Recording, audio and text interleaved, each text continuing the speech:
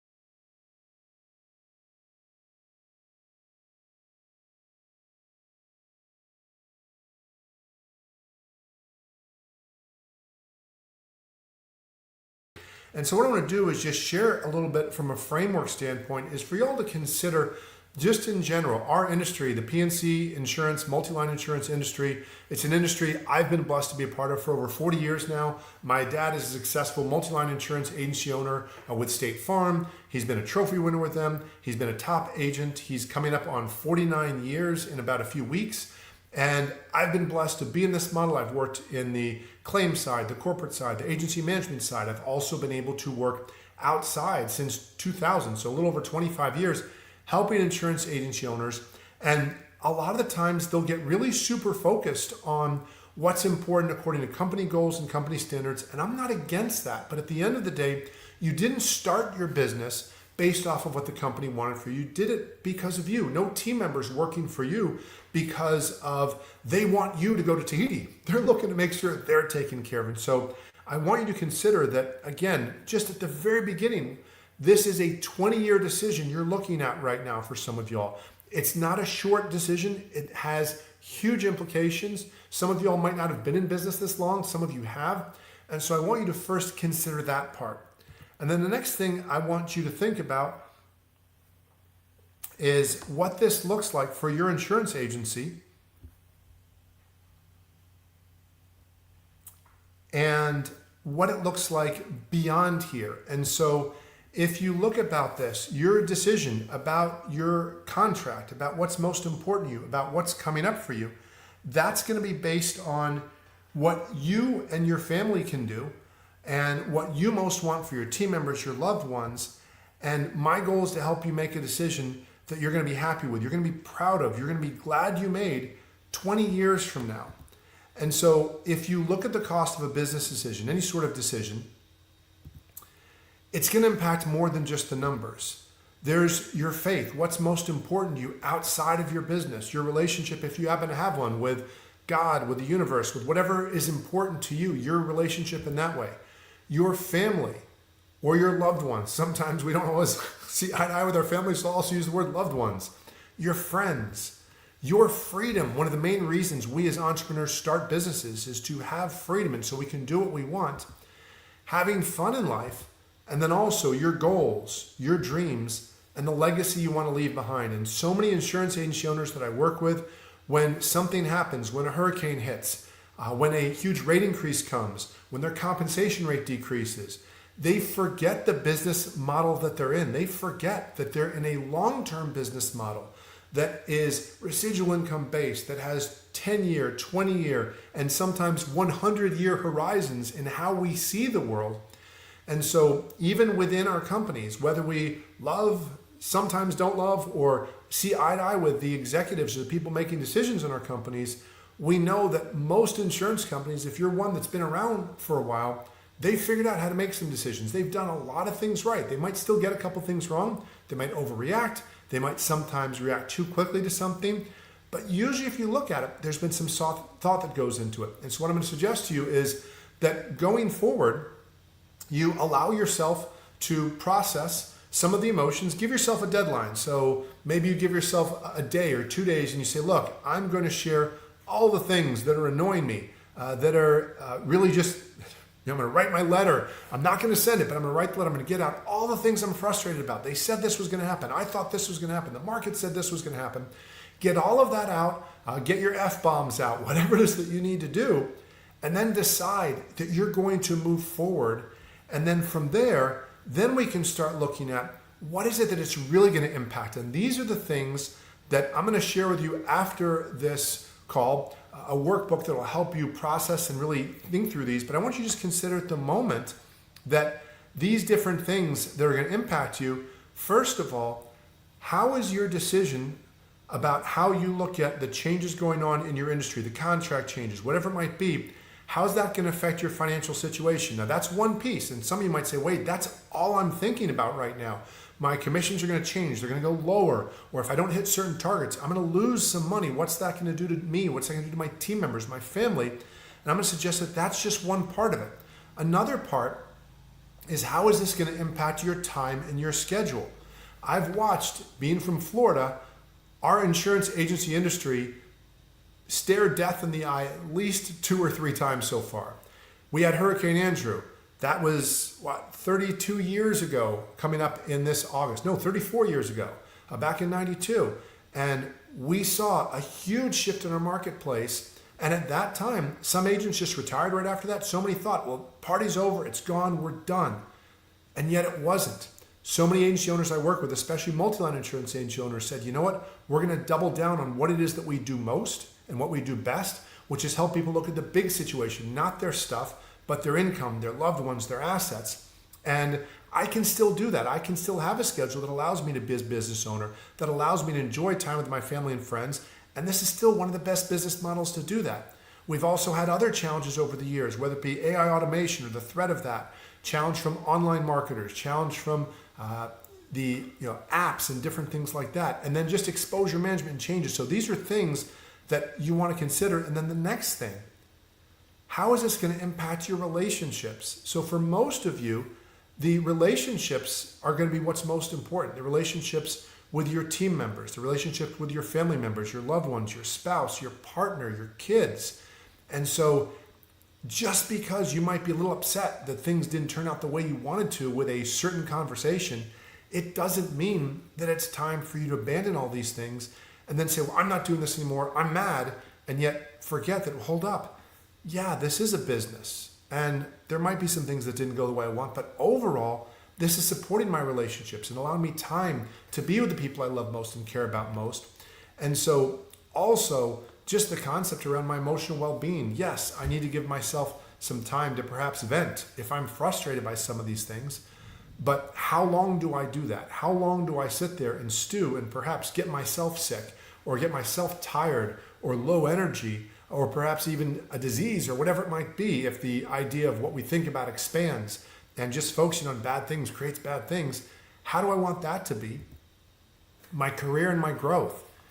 For so many of us as business owners, I've been working as an entrepreneur over 25 years now, and I've started a couple businesses. Some have lasted, some haven't. And overall, if you were to say to me tomorrow, Wade, you need to go tomorrow and start a business from scratch in an industry you've never been in and try to do financially what you're doing and try to have the lifestyle and the efficiency and the scale and the team member support and the rhythm and the balance of work and life and family and the impact in your clients' lives. I can't do that right away.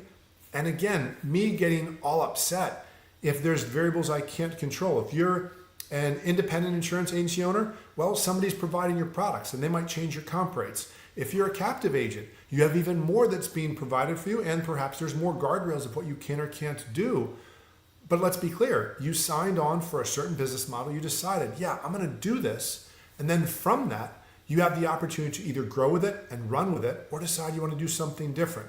But overall, looking at how your decision is gonna impact your career and your growth, again, not just this year, but 20 years from now, what does that look like? One of the favorite concepts I've heard from one of my mentors, Dan Sullivan, the gentleman who runs a company called Strategic Coach, is the idea of if you're looking at retirement as something that you're going to enjoy more, but you're not engaged, you're probably going to get bored. If you're an entrepreneur, you're in that top 10% of most driven, type A-ish, restless, need to create something, need to be doing something type of people. And I've watched so many insurance agency owners retire and then just be so bored, so tired. I like to use the concept, if it's men need their bat cave, men need their castle, their place to go and do things and be creative. And in the United States, at least, the average life expectancy of a man after he retires is 2 years. And for the ones that don't last very long, that's an average. So of course, some do longer, some do shorter. But the ones who don't last very long, they lose their purpose. They lose what they're doing. And think about, if you ever saw a bird and it stopped flying, is that a good sign? Nope. You ever see a fish and it stopped swimming? Not a good sign. So as humans, we create, we think, we engage, we impact people's lives, we connect with people. And so your career and your growth, being able to see a 20-year vision and saying, wow, maybe I'm only halfway there, but going back to the point from Dan Sullivan, you'd say, look, how do you feel right now? Or how do you want to feel when you're about to retire? And his clients would say, well, I want to be energetic and fit and happy and healthy and all these things. And he'd say, well, great. So if you're doing the things that help you be energetic and fit and all those pieces, are you going to want to retire? And the answer is probably not. And so what we want to do is consider all of these pieces, look at how this affects your physical health and the interplay. The idea of perhaps earlier in your career, you might have worked too many hours, but if you're running your agency in a certain way, there's a good chance you're not having to work 60 hours a week anymore. Certainly, there's many insurance agency owners working anywhere from 5 hours a week to 50 hours a week, and you can have success, multi-line sales success, hitting company targets at any of those income levels and any of those hours of time, and still have a health that keeps growing. My father's 83. He just passed the CHFC about 6-7 months ago. He's been working on it for a few years. It's been a dream of his to do that. He had a CLU. He wanted to do a CHFC. He's still engaged. He's still growing. It's keeping him healthy. Personal growth. What are you here to do? What are you on the planet for? What are you here to contribute for? And so again, the hope for me in this conversation is to help you look at what are the things you want to be doing and really take away this possible perhaps victim mindset of, well, something just happened to me or they did something to me, and say, okay, what do I want this to look like? You've gotten here by setting goals, by deciding what you're going to do, by what you're going to make happen. Let's keep that framework. Let's continue growing as an individual, knowing that you can grow as an individual and as a person who's helping other people in your profession. And then finally, what is that legacy and that long-term impact you want to have on people's lives? What does that look like? And how does that tie in to what you're doing right now Do you want to be that huge part of people's lives? Do you want to be able to show your kids, hey, this is how we grow a business? Do you want to be able to show the people in your community, hey, this is how I can look out for you? And so again, before you make any crazy decisions, I encourage you to consider a few things. And I want to set the frame for this if I didn't at the beginning well enough. All these things, I'm happy to help you look at your process, your decision, where you're at. And so you can always message me after the call, and there'll be a way you can get in touch with me to create time for us to discuss your agency and your situation. Look at that. But again, right now, I just want to focus on, for the next until September 30th, helping y'all make the best decision. You, your friends, your peers, make the best decision for you and your family. So what I want you to think about now is a couple things. First of all, this image on the right. If you make decisions that align with all the different areas of your life, you realize that the financial is only one part of it. It's a sliver. It's not the whole thing. You've made less in the past. Maybe you've made more in the past, but you figured out how to do this. And again, the same way we coach our clients to pay themselves first and make sure they're taking care of their income, their loved ones, and their assets, and plan for their retirement, and all these different things, we can do that for ourselves as well. And so what I want you to consider as you look forward and you project into the future, to consider, first of all, what's the best case? What if everything goes right? What if this is one of those opportunities where the people who were kind of half committed decided, you know what, I'm out. I was going to retire anyway. Things are getting too tough for me. It's too tight. I just need to leave. What if they leave? What do they leave behind? They leave behind clients. They leave behind awesome team members that still want to work. They leave behind market share. So there's that. And what if you just simply say, you know what? Gosh, every 10 or 15 years, I'm probably going to have to, on some level, reinvent myself. I've not had to do it in a crazy way. Back in 2005 to 2008, when so many entrepreneurs were losing 40, 50, 60% of their business income, or their whole businesses. In the multi-line insurance industry, we were like, yeah, my income went down 3% or 2%, or it didn't go down. So again, we've had so many different things that have worked in our favor. What if it continues to go well? And this is just another hiccup. You've seen hiccups before, right?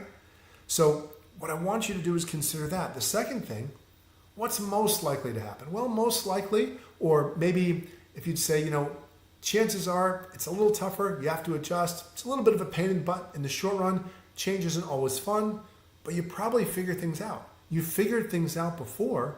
Why would you all of a sudden not know how to figure things out? And then worst case, what happens if things go wrong?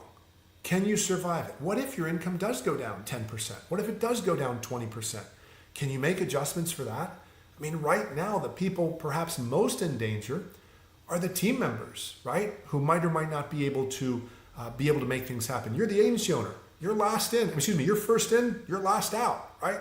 So you're not going anywhere anytime soon. As long as you can figure this out, you're going to be fine. And again, you've seen things like this before. If you've been around for even more than a couple years, you've seen changes. And this is what makes us as entrepreneurs able to be successful. Our ability to adapt, our ability to do things differently. So again, I'm going to go back to a theme in a slightly different way. And I'm going to invite you to consider, what is it that you're really optimizing for? Why did you become an entrepreneur? Why did you become an insurance agent? What is it that you really want? And if you look at it, you're probably going to find that one of the things you looked for is, yeah, I want more money. So are you optimizing for more financial abundance? Are you optimizing for more time and flexibility? Is that very important right now, depending on your stage? Are your kids at an age where you're like, yeah, I want to make sure I get time with my kids? Or maybe you're like me, you're at a stage where the kids are kind of, one's in college, one's last year of high school, and yet I look back on my career as an entrepreneur and say, gosh, I've been given so much freedom in the past from my path, and I still want more freedom, and this is going to give me more of that.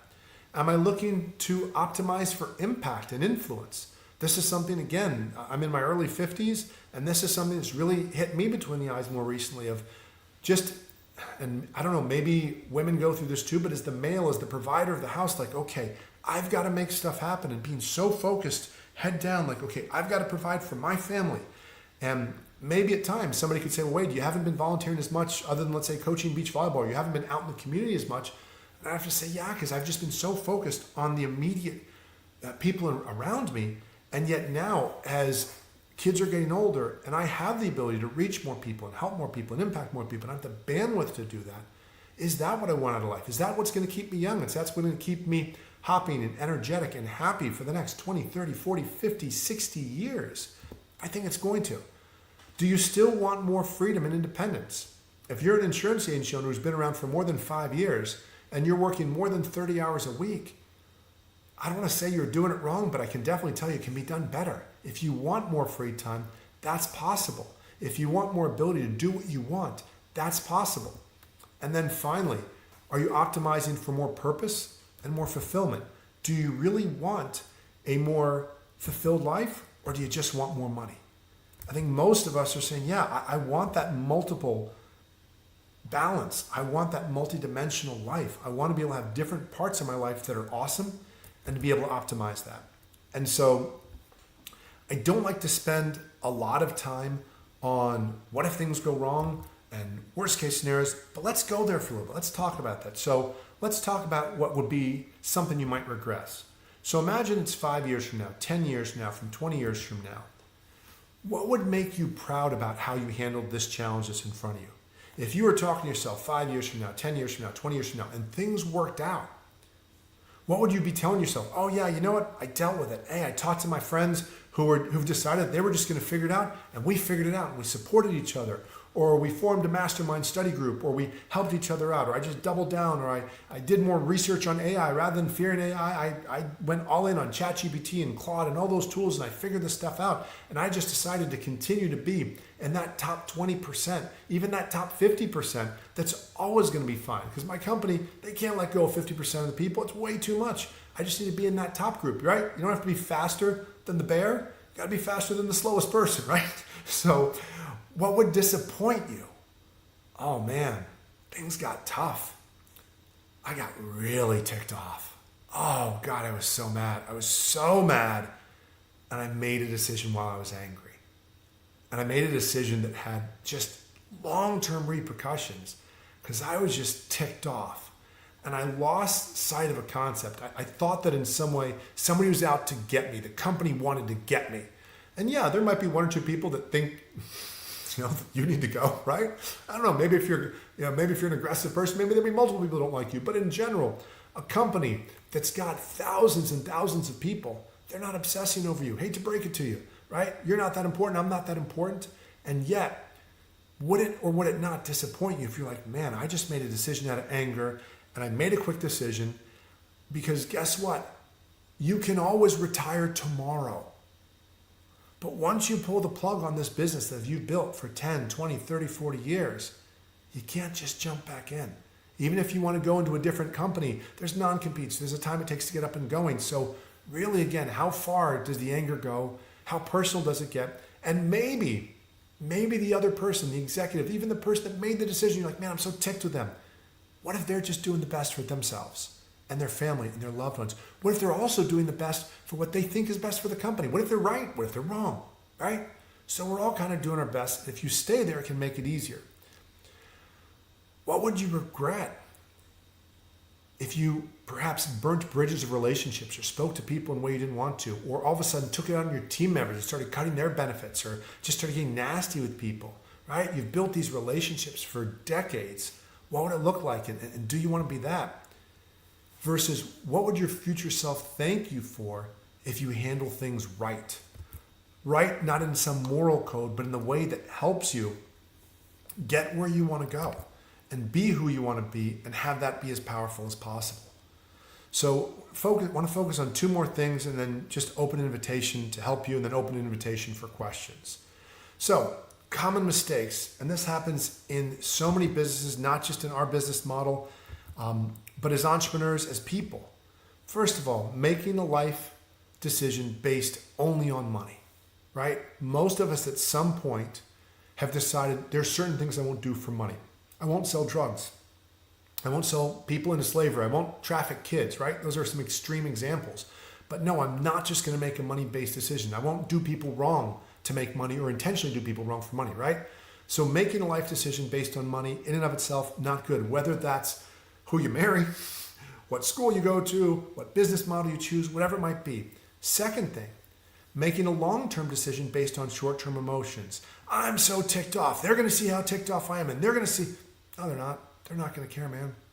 You, me, we're another person in tens of thousands, and that's not meant to be a bad thing. It's kind of a good checks and balance, right? You're not that important, not I'm not important, and yet we are. To the people in our community, nearby to us, the people we can impact, we're extremely important, but we're not so important that we can break the whole thing.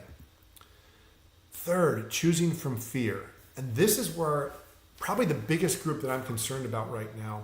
And I want to, actually, I'm going to turn this off for a second and really kind of zoom in on you here. The whole fear thing. So let's talk about this for a second. Let's understand where you're at. If you're an insurance agency owner with a successful, long-term, let's say Fortune 50 company, and you've been doing this 5 years, 10 years, 20 years, 30 years, you are already in the top percent of entrepreneurs on the planet, of business people on the planet, and of wealthiest people on the planet. And I'm not saying that to tell you to feel grateful or not. You choose to feel grateful or not. That's up to you. It'll probably make you feel better, but that's up to you. But here's what I want you to get. Somewhere in the World Cup right now that's going on, there's some player on a team that barely qualified. They barely made it. And that player's saying, man, gosh, I'm just on the team that barely qualified. Or I'm on the team that didn't win the whole World Cup. Or I come off the bench. And we'd be like, whoa, buddy, you're in the World Cup, man, right? So you're in an organization, you're in an industry, you've been doing this where you are one of those people. Now, if you compare yourself constantly, you might have heard the saying, comparison's the thief of joy. If you're constantly comparing yourself to, well, all those other people, and yes, many companies will publish the list of who's selling what, and if you're at the bottom of the list, you might be like, man, Wade, that does not make me feel good. Understood. All good. We're big boys, we're big girls, no big deal. We say, look, in the overall scheme of things, first of all, if you're in the United States, your abundance level compared to the people in the world, it's pretty high. If you're a business owner, you're in that top 10% of people who are most competent, and you're a stable business owner if you've been around, and most able, and most willing to initiate things, most autonomous, have the most freedom. So you're in a situation where already, if we talk freedom, income, and lifestyle, you are a 1%er in the United States of America, just the US. In the world, you're a 0.1%. You're a hundredth of a percent. I don't even know the math, right? Of the combination of income, freedom, lifestyle. And then you add to that all the things that are awesome if you're in the United States or Canada or any of these countries like that, where there's so many things that allow us to do the things we want, despite the things that annoy us. There's so much going on. So I want you to think about it. You are already killing it. You're already doing awesome. If you've ever seen the movie Swingers with Vince Vaughn and John Favreau, you're so money and you don't even know it. You're already doing so well. So stop comparing yourself to the people around you. Stop putting yourself in a situation where you say, oh, well, they're better, and because of that, I'm not very good. Not true. And so going back to this, choosing from fear, the fear of not being enough, the fear of not being the best, the fear of what if my income goes down a little? Well, you'll figure that out. You figured out everything else to this point, right? Yeah. So let's stay in that place and that mindset rather than go in the other direction. This one is so huge, and this goes back to things that you might regret. The impact it'll make on your family and your team members. And you might say, Wade, some of my family are my team members and some of my team members are my family, right? And you might say, right now, I don't feel like the company's my family anymore. There's a couple people work in the company, they feel like family, but the rest of them don't. Okay. And maybe you've been in a company that you've been blessed over 10 years, 20 years, 30 years, where it's felt like family, and you forgot that at the end of the day, a business is an organization. It's a thing. Its goal is to preserve itself. It's not always kind. Doesn't mean it's nasty. It's not always loving. Doesn't mean it's hurtful. But for you to just all of a sudden say, what about me? What about me? What about me? And forget that there's perhaps the spouse or the partner who supported you along the way. The team members you support along the way. What about their situation? And what if, for a moment, you just say, you know what? Again, I've got 30 days, 60 days, 90 days to make this decision. I'm just going to take one day at a time. What if you bring in whatever it is, the combination of 3 and 4, what if you bring in your faith? What if you bring in your relationship with God, the universe, whatever that you do, you pray, you meditate, you listen, whatever it is, you listen for guidance. What if you do that and start listening to that and looking at how can you still support the people who've supported you along the way? And then what if you can also then be open to, hey, God, universe, friends, family, ChatGPT, AI, what are the options I have? Am I missing some things? Because man, I'm just in this hole right now. I'm so frustrated. I'm so ticked off. I feel like I've been missing something. Help me think through this, man.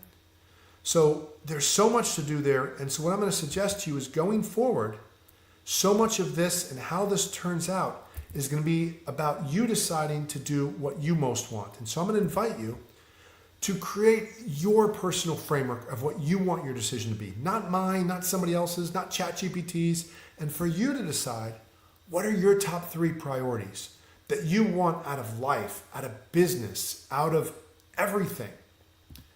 What are your top 3 concerns? And what are your top 3 opportunities, right? What are the things that you can actually take action on? And I want to invite you, and at this point, I'm a coach. I do a lot of different work. I'm an author, I'm a speaker, I'm a workshop leader. There's all sorts of things I'm doing. And I have been spending hours talking to people, talking to clients, talking to fellow agency owners. Hey, how can I best help? And I designed this program, then I designed that program, and I play with it. And right now, the feedback I keep getting is, Wade, help me and help my peers think through this decision before September 30th, make the best decision possible we can, and then we'll figure out kind of the rest from there. And so what I want to do is invite you to do a couple things, and I'm going to share with you at least a framework or a concept of some of the resources we have that might help you. I'm just going to mention them, but I'm just going to start it by saying, if you need help, message me, right? If you say, wait, I saw this, I want the workbook from today's questions. All right, message me. I want whatever else you have. Just send me a message, because right now, admittedly, I'm overwhelming myself, and even ChatGPT told me, dude, you're overthinking this. You're trying to predict everybody's needs. Just ask them what they want help with. And so what I invite you to do is, whatever way you're seeing this, if you're seeing this on social media, reach out to me on social. If you want to, you want to email me, you can email me. If you want to message me, you can message me, whatever it might be. But get in touch with me, and I'm going to put up here, let me just see here.